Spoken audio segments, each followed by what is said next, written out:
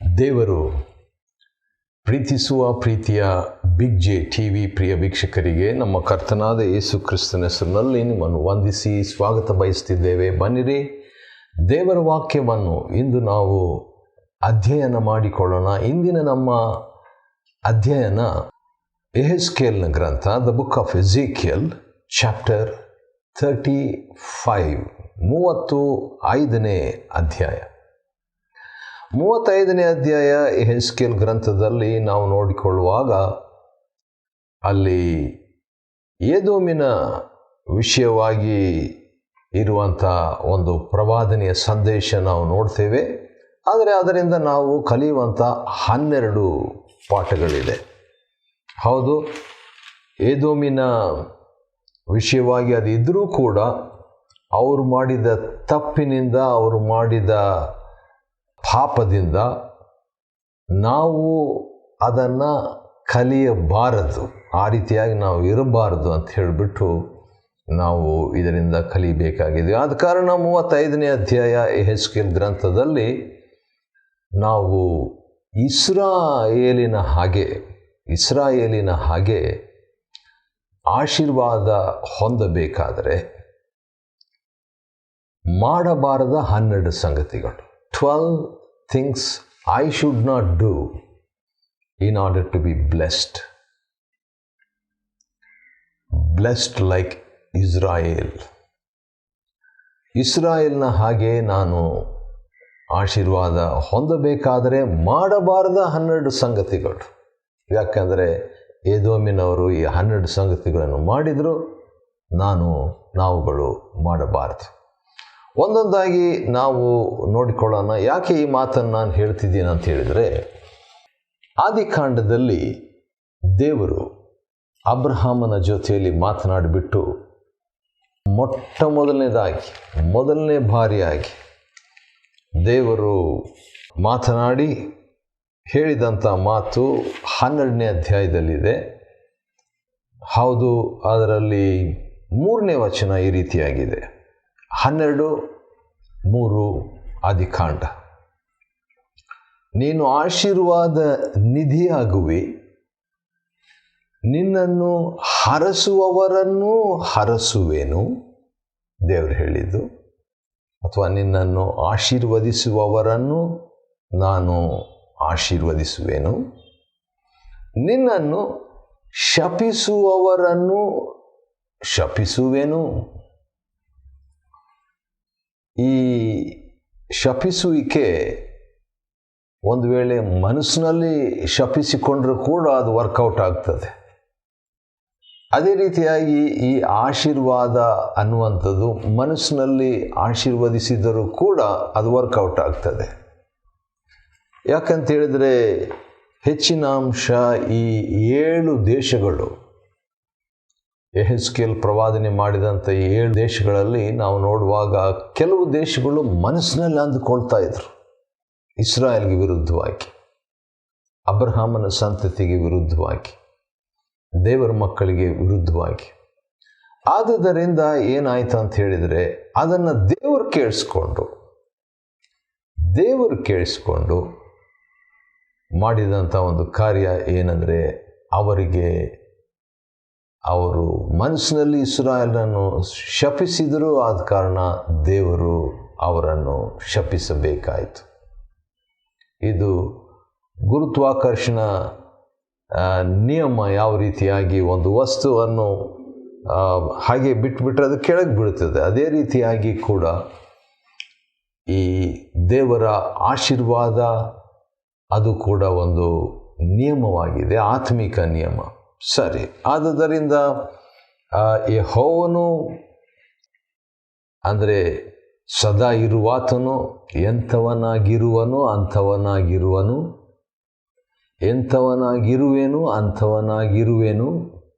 ಎಂಬುದಾಗಿ ಹೇಳಿದಾತನು ಎಂಬಾತನು ಈ ವಾಕ್ಯವನ್ನು 1ನೇ ವಚನ ನನಗೆ ದಯಪಾಲಿಸಿದನು.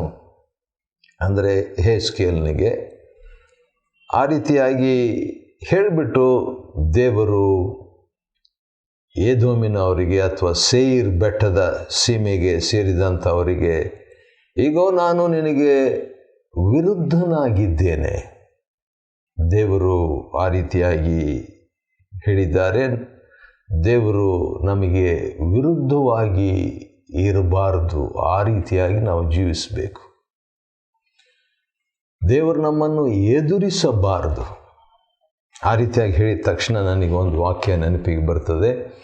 ಹೊಸ ಒಡಂಬಡಿಕೆಯಲ್ಲಿ ನೋಡೋಣ ಏನಿದೆ ಅಂತ ಹೇಳ್ಬಿಟ್ಟು ಕೆಲವು ಸಾರಿ ಈ ಒಂದು ಮಾತನ್ನು ನಾವು ಹಗುರವಾಗಿ ತೆಗೆದುಕೊಳ್ತೇವೆ.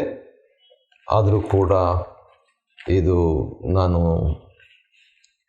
ಸಭೆಯಲ್ಲಿರುವಾಗ, ಅಂದರೆ ಅರ್ಥ ಅನೇಕ ವರ್ಷಗಳ ಹಿಂದೆ ಹೊಸದಾಗಿ ಸಭೆಗೆ ಸೇರಿ ಆತ್ಮಿಕ ನಾಯಕತ್ವದಲ್ಲಿ ಇದ್ದಂಥ ವೇಳೆಯಲ್ಲಿ ನನಗೆ ಆ ಸಭೆಯಲ್ಲಿ ಸಿಕ್ಕಿದ ವಾಕ್ಯ ಇದು. ಆದ ಕಾರಣ ಅದನ್ನು ನಿಮಗಾಗಿ ಓದ್ತೇನೆ, ನೆನಪಿಟ್ಕೊಳ್ಳಿಕ್ಕೆ ಈಸಿ. 1 ಪೇತ್ರ 5:5, 1 Peter 5:5, 2ನೇ ಭಾಗ, 5ನೇ ವಚನದಲ್ಲಿ 2ನೇ ಭಾಗ. ನೀವೆಲ್ಲರೂ ದೀನ ಮನಸ್ಸೆಂಬ ವಸ್ತ್ರದಿಂದ ಸೊಂಟ ಕಟ್ಟಿಕೊಂಡು ಒಬ್ಬರಿಗೊಬ್ಬರು ಸೇವೆ ಮಾಡ್ರಿ. ಯಾಕೆ? ದೇವರು, ಯಾರು? ದೇವರು ಅಹಂಕಾರಿಗಳನ್ನು ಎದುರಿಸುತ್ತಾನೆ. ಅಹಂಕಾರಿಗಳನ್ನು ದೇವರು ಎದುರಿಸುತ್ತಾನೆ. ಅಷ್ಟಕ್ಕೆ ಅದು ಮುಗ್ದಿಲ್ಲ. ದೀನರಿಗಾದರೂ ಕೃಪೆಯನ್ನು ಅನುಗ್ರಹಿಸುತ್ತಾನೆ. ಅಹಂಕಾರಿಗಳಂತ ಹೇಳುವಾಗ ಬರೀ ಅವಿಶ್ವಾಸಿಗಳಿಗೆ ಇದು ಸೂಚಿತವೇ? ಅನ್ಯರಿಗಿದು ಸೂಚಿತವೇ? ಇಲ್ಲ. ಈ ಅಹಂಕಾರ ದೇವ ಜನರಲ್ಲಿ ಕೂಡ ಇರುವಂಥದ್ದು. ಇಲ್ಲದಿದ್ದರೆ ದೇವರು ಅದನ್ನು ಬರಿತಿರಲಿಲ್ಲ.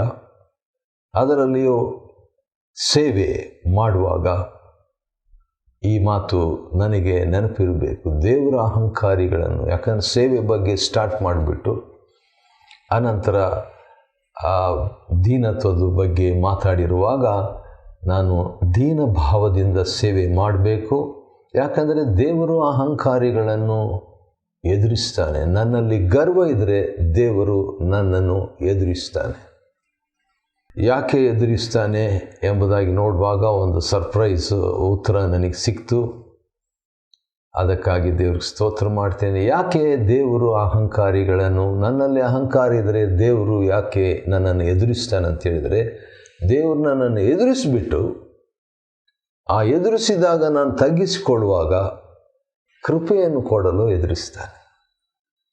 ಸರಿ, 35ನೇ ಅಧ್ಯಾಯ ಯೆಹೆಜ್ಕೇಲ್ ಗ್ರಂಥದಲ್ಲಿ ನಾವು ನೋಡಿಕೊಳ್ಳುವಾಗ ನಾವು ಇಸ್ರಾಯೇಲಿನ ಹಾಗೆ ಆಶೀರ್ವಾದ ಹೊಂದಬೇಕಾದರೆ ಮಾಡಬಾರದ 12 ಸಂಗತಿಗಳು. ಮೊದಲನೇದಾಗಿ 5ನೇ ವಚನ, ಯೆಹೆಜ್ಕೇಲ್ 35:5. ನೀನು, ಅಂದರೆ ಎದೋಮಿಗೆ ದೇವರು ಹೇಳ್ತಾ ಇರೋದು, ಇಸ್ರಾಯೇಲರ ಮೇಲೆ ದೀರ್ಘ ದ್ವೇಷವಿಟ್ಟು, ದೀರ್ಘ ದ್ವೇಷವಿಟ್ಟು. ದ್ವೇಷ. ನಾನು ಇಸ್ರಾಯೇಲಿನ ಹಾಗೆ ಅಥವಾ ಅಬ್ರಹಾಮನ ಆಶೀರ್ವಾದ ಆದಿಕಾಂಡ 12:2 ಪ್ರಕಾರವಾಗಿ ಇಸ್ರಾಯೇಲರ ಆಶೀರ್ವಾದ ನಾನು ಹೊಂದಬೇಕಾದರೆ ನಾನು ಇಸ್ರಾಯೇಲನ್ನು ಅಥವಾ ದೇವ ಜನರನ್ನು, ವಿಶ್ವಾಸಿಗಳನ್ನು ದ್ವೇಷಿಸಬಾರದು. ಇಸ್ರಾಯೇಲನ್ನು ಅಷ್ಟೇ ಅಲ್ಲ, ಯಾರನ್ನು ಕೂಡ ನಾನು ದ್ವೇಷಿಸಬಾರದು, ದೂಷಿಸಬಾರದು. ಸರಿ, ಎರಡನೇದಾಗಿ ಯಾಕೆ ಇಸ್ರಾಯೇಲ್ ಅಂತ ಹೇಳ್ತೀನಿ ಅಂತ ಹೇಳಿದ್ರೆ, ಏದೋಮ್ನವರು ಇಸ್ರಾಯೇಲರಿಗೆ ಅವರು ದ್ವೇಷ ಮಾಡಿದ್ದರಿಂದ ಈಗ ದೇವರು ನಾನು ನಿನ್ನನ್ನು ಶಪಿಸುವವರನ್ನು ಶಪಿಸ್ತೇನೆ ಎಂಬುದಾಗಿ ದೇವರು ಹೇಳಿದ ಮಾತು ಈ ಯೆಹೆಜ್ಕೇಲ್ 35ರಲ್ಲಿ ನೆರವೇರಿತು. ಹಾಗಾದರೆ ನಾವು ಅದನ್ನು ಈ ರೀತಿಯಾಗಿ ಪರಿವರ್ತಿಸಿಕೊಳ್ಳಬೇಕು. ಅವರು ದ್ವೇಷಿಸಿದ್ರಲ್ಲ, ಹಾಗಾದರೆ ನಾವು ಇಸ್ರಾಯೇಲನ್ನು ಪ್ರೀತಿಸಬೇಕು ಅಥವಾ ದೇವ ಜನರನ್ನು, ವಿಶ್ವಾಸಿಗಳನ್ನು ಪ್ರೀತಿಸಬೇಕು. ಎರಡನೇದಾಗಿ 5ನೇ ವಚನದ 2ನೇ ಭಾಗ ಈ ರೀತಿಯಾಗಿದೆ. ಯೆಹೆಜ್ಕೇಲ್ 35. ಅವರ ಅಪರಾಧ ಕಡೆ ಕಾಲದಲ್ಲಿ ಆಪತ್ತು ಸಂಭವಿಸಿದಾಗ ಅವರನ್ನು ಕತ್ತಿಯ ಬಾಯಿಗೆ ಗುರಿ ಮಾಡಿದ್ದರಿಂದ. ಹಾಗಾದರೆ ಏದೋಮಿನವರು ಇಸ್ರಾಯೇಲನ್ನು ಹಾನಿ ಮಾಡಿದರು. ದ್ವೇಷಿಸಿದ್ದು ಅದು ಅಂತರಾತ್ಮಿಕ, ಆದರೆ ಕೃತ್ಯದಲ್ಲಿ ಕೂಡ ಅವರು ಏನೋ ಮಾಡಿದರು, ಹಾನಿ ಮಾಡಿದರು. ಆದುದರಿಂದ ಆಶೀರ್ವಾದ ನನಗೆ ಬೇಕಾದರೆ ಇತರರಿಗೆ ಹಾನಿ ಮಾಡಬಾರ್ದು. ಮೂರನೇದಾಗಿ 6ನೇ ವಚನದ 2ನೇ ಭಾಗ, ಹೇಸದೆ ಹೋದ ಕಾರಣ. ಹೇಸೋದು ಅಂದರೆ ಇಸ್ರಾಯೇಲರನ್ನು ಅವರು ಹೇಸಿದರು. ದ್ವೇಷಿಸೋದು ಒಂದು, ಹೇಸುವುದು, ಅಸಹ್ಯ ಪಟ್ಕೊಂಡ್ರು, ಅಥವಾ ಹಿಂದೆ ಹಾನಿ ಮಾಡುವಾಗ ಹೇಸಲಿಲ್ಲ, ಧೈರ್ಯವಾಗಿ ಅದನ್ನು ಹಾನಿ ಮಾಡಿದರು. ಆದ ಕಾರಣ ನಾನು ಇಸ್ರಾಯೇಲರ ಹಾಗೆ ಅಥವಾ ಇಸ್ರಾಯೇಲರ ಆಶೀರ್ವಾದವನ್ನು ಹೊಂದಬೇಕಾದರೆ ಹಾನಿ ಮಾಡುವಾಗ ನಾನು ಹಾನಿ ಮಾಡಬಾರ್ದು, ಒಂದು ಹೇಸಬಾರದು ಅಥವಾ ಹಿಂದೆಗೆ ಬೇಕು, ಒಂದು ರೀತಿಯಿಂದ ಹೇಸಬೇಕಂತ ಕೂಡ ಹೇಳ್ಬೋದು. ಅಂದರೆ ಏನಾದರೂ ಹಾನಿ ಮಾಡಲಿಕ್ಕೆ ಅಯ್ಯೋ ನಾನು ಮಾಡಲ್ಲ ಅನ್ನುವಂಥ ರೀತಿಯಲ್ಲಿ ಇರಬೇಕು. ದೇವ ಜನರನ್ನು ಮುಟ್ಟಲ್ಲ. ಯಾವ ರೀತಿಯಾಗಿ ದಾವೀದನು ದೇವರ ಅಭಿಷಿಕ್ತನು ಅಥವಾ ಕರ್ತನ ಅಭಿಷಿಕ್ತನು, ನಾನು ಜೊತೆ ಸೇವಕರು, ಜೊತೆ ಕೆಲಸದವರು ದಾವೀದನಿಗೆ ಈಗೋ ಹಾನಿ ಮಾಡಂತ ಹೇಳಿದಾಗ, ಇಲ್ಲ, ಕರ್ತನ ಅಭಿಷಿಕ್ತನು, ನಾನು ಆ ರೀತಿ ಮಾಡಬಾರ್ದಂತ ಹೇಸಿದ್ನಂತೆ. 4ನೇದಾಗಿ ಯೆಹೆಜ್ಕೇಲ್ 35:4 ನೋಡುವಾಗ ನಾವು ನೋಡ್ತೇವೆ, ನೀನು ಅಂದರೆ ಏದೋಮ್ಗೆ ದೇವರು ಹೇಳ್ತಾ ಇರೋದು 10ನೇ ವಚನ, ಇವೆರಡು ಜನಾಂಗಗಳು, ಇವೆರಡು ದೇಶಗಳು ನನ್ನ ವಶವಾಗುವವು ಅಂತ ಅಂದುಕೊಂಡ್ರಂತೆ.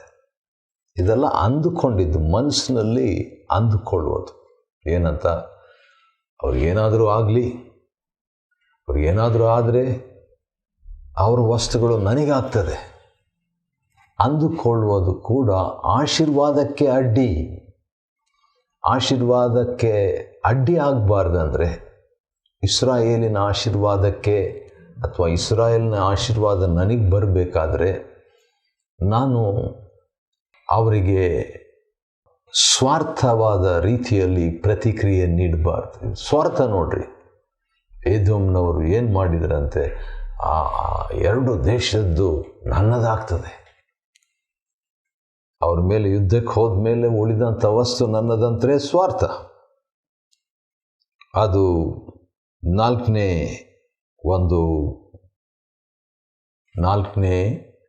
ಈ ಆಶೀರ್ವಾದಕ್ಕೆ ಮಾಡಬಾರದ ಸಂಗತಿ. 5ನೇದಾಗಿ ನಾವು ಅವುಗಳನ್ನು ಅನುಭವಿಸುವೆವು. ಅದನ್ನು ಕೂಡ ಅವ್ರ ಮನಸ್ಸಿನಾಗ ಅಂದ್ಕೊಂಡ್ರು. ಆ ರೀತಿಯಾಗಿ ಅಂದ್ಕೊಳ್ಬಾರ್ದು. ನಮ್ಮ ವಶವಾಗ್ತದೆ ಅದು, ಅದನ್ನು ನಾವು ಅನುಭವಿಸ್ತೇವೆ ಎಂಬುದಾಗಿ ನಾವು ಅಂದುಕೋಬಾರ್ದು. ಆ ರೀತಿಯಾಗಿ ಅದು ಕೂಡ ಸ್ವಾರ್ಥನೇ.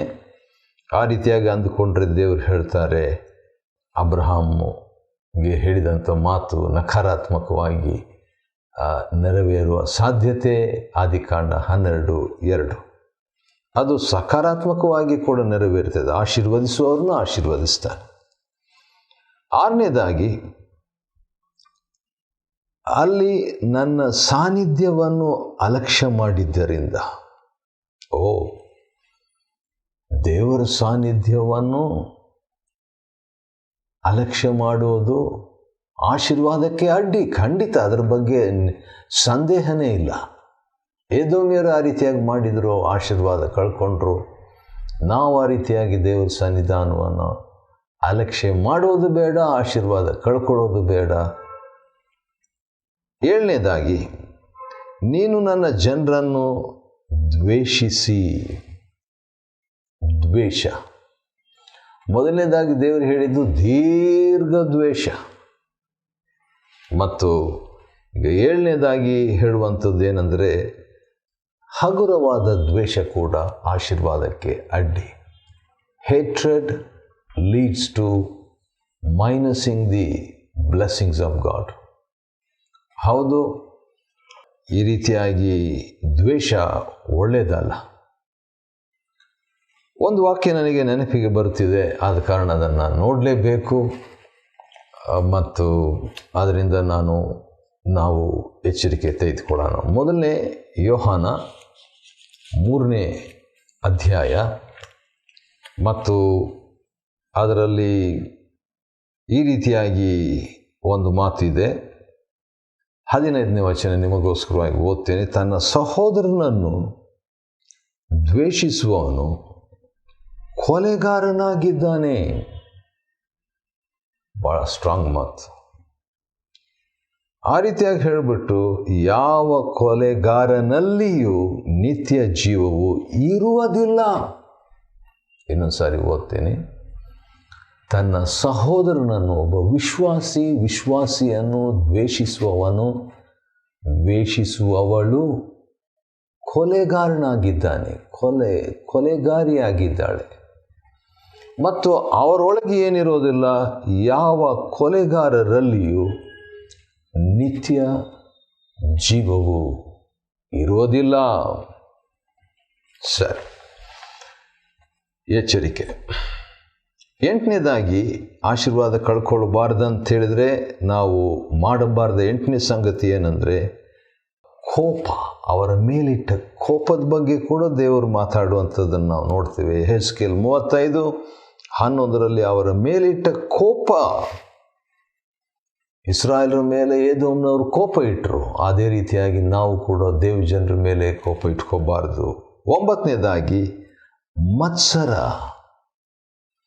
ಏದೋಮ್ನವರು ಇಸ್ರಾಯೇಲ್ ಮೇಲೆ ಕೋಪ ಅಷ್ಟೇ ಅಲ್ಲ, ಮತ್ಸರ ಇಟ್ಕೊಂಡ್ರು, ಆದ ಕಾರಣ ಆಶೀರ್ವಾದ ಕಳ್ಕೊಂಡ್ರು. ಆ ರೀತಿಯಾಗಿ ನಾವುಗಳು ದೇವ ಜನರ ಮೇಲೆ ಮತ್ಸರ ಇಟ್ಕೊಳ್ಬಾರ್ದು. 10ನೇ ಸಂಗತಿ 12ನೇ ವಚನದಲ್ಲಿದೆ. ಇಸ್ರಾಯೇಲರ ಪರ್ವತಗಳನ್ನು ನೋಡೋದ್ರಲ್ಲಿ ಕೂಡ ಜಾಗೃತಿಯಿಂದಿರಬೇಕು. ದೇವ ಜನರನ್ನು ನೋಡುವಾಗ ಜಾಗ್ರತೆ. ಯಾಕಂದರೆ ಅವರು ನೋಡಿದ್ದು ನಕಾರಾತ್ಮಕ ದೃಷ್ಟಿಯಲ್ಲಿ ನೋಡಿ, ಆಹಾ ಹಾಳಾದವು, ನಮಗೆ ತುತ್ತಾಗಿವೆ ಅಂತ ಅಂದ್ಕೊಂಡ್ರಂತೆ. 11 ಕೊನೆಯದಾಗಿ, ನಿನ್ನವರು ದೊಡ್ಡ ದೊಡ್ಡ ಬಾಯಿ ಮಾಡುವಂಥದ್ದು. 13ನೇ ವಚನ, ದೊಡ್ಡ ಬಾಯಿ ಮಾಡುವಂಥದ್ದು. ಆ ರೀತಿಯಾಗಿ ದೊಡ್ಡ ಬಾಯಿ ಆಡಿ ಹರಟೆ ಮಾತಾಡೋದಾದರೆ, ಹೌದು, ಸಂತೋಷ ಪಡೋದಾದರೆ ಅದು ಆಶೀರ್ವಾದಕ್ಕೆ ಅಡ್ಡಿ ಆಗುವಂಥದ್ದಾಗಿದೆ. ಹೌದಲ್ವಾ? ಈ ಎಚ್ಚರಿಕೆ ನಾವು ತೆಗೆದುಕೊಳ್ಬೇಕು. ಜ್ಞಾನೋಕ್ತಿ 24:17 ಪ್ರಕಾರ ಎಚ್ಚರಿಕೆ ವಹಿಸಬೇಕು. ಗರ್ವ ನಮ್ಮಲ್ಲಿ ಇರಬಾರ್ದು. ಯೆಹೆಜ್ಕೇಲ್ ಗ್ರಂಥ 35ನೇ ಅಧ್ಯಾಯವನ್ನು ಅಧ್ಯಯನ ಮಾಡಿಕೊಳ್ಳುವಂತೆ ದೇವರು ಕೊಟ್ಟ ಕೃಪೆಗಾಗಿ ಆತನಿಗೆ ಸ್ತೋತ್ರವಾಗಲಿ. ದೇವರು ನಿಮ್ಮನ್ನು ಆಶೀರ್ವದಿಸಲಿ.